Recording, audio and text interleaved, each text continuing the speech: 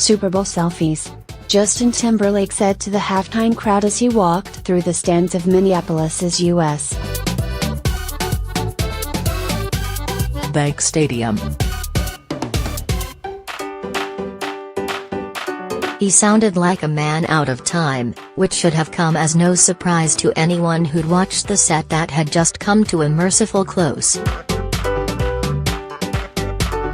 At Super Bowl LII on February 4, Timberlake was more than just seeking a much-needed second act as a pop star, he was seeking to relive his past. Opening his Super Bowl halftime act in a crowded club-style setting, Timberlake performed his new track about his haters, Filthy, before taking the gridiron and launching into Rock Your Body. That's exactly the song Timberlake performed some 14 years ago, when he ripped off a bit more of Janet Jackson's bustier than had been planned, resulting in a scandal that effectively halted her career while his continued to rise unabated. Jackson announced on Twitter the day before the game that she wouldn't be involved in the proceedings. Timberlake saying in his opening number that haters gonna think it's fake, in brazenly using the spotlight to call to mind an incident that had ruined the livelihood of someone other than himself. Timberlake's second song proved his haters right. Something was fake indeed. There was a great deal at stake for Timberlake, whose most recent album, Man of the Woods, was met with an exceedingly muted response. As I wrote before the album's release, Timberlake seemed at sea in the lead-up to his new album's release. His singles and videos failed to connect, skittering between modes, from socially conscious to raunchy to sketch comic, that the now 37-year-old Timberlake struggled to inhabit, and making the image that Timberlake would present at his third Super Bowl halftime show appearance an open question. At the Super Bowl, Timberlake wore his new image on his back, French leather jacket, eventually tossed off, Cabela's chic flannel shirt, but put his whole body into trying to reclaim old dance floor glory. His songs were almost 2-1 from his heyday, including the strikingly strange choice of Cry Me a River. If there's any song out of touch with the national mood, isn't it the one about how a sexual liberated woman in general, and the currently resurgent Britney Spears in particular, is an unspeakable villain? And Timberlake's tribute to Prince, an artist with whom he'd exchanged occasional barbs in life, felt like the sort of constituent-pleasing work a pop star isn't supposed to have to do anymore.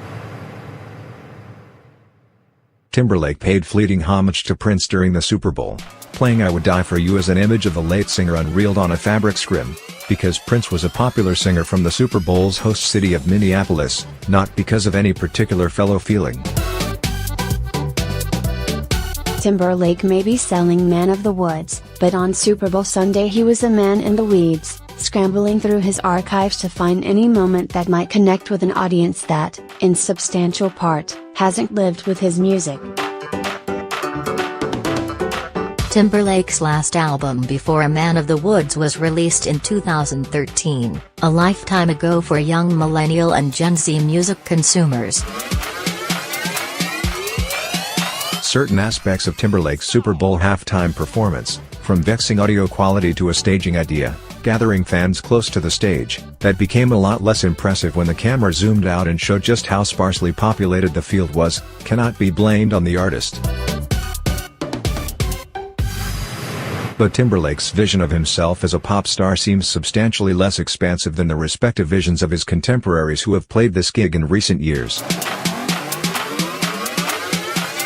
Nods to something greater than a concert at the football game, something de rigueur for halftime acts, came only in nodding mentions in a brief love song to disaster in the world.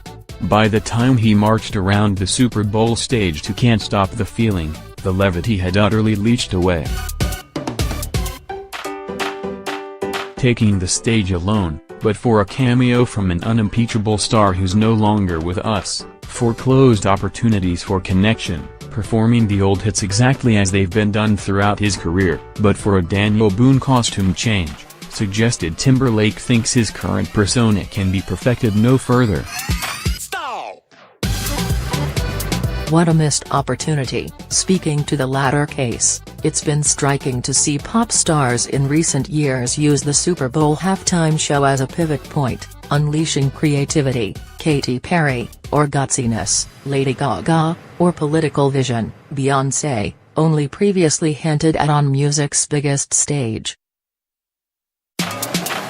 And as for the absence of guests, well, it's the artist's right, but the presence of someone a bit fresher on the music scene might have leavened the deadly seriousness with which Timberlake recited 12 or 15-year-old pop tunes.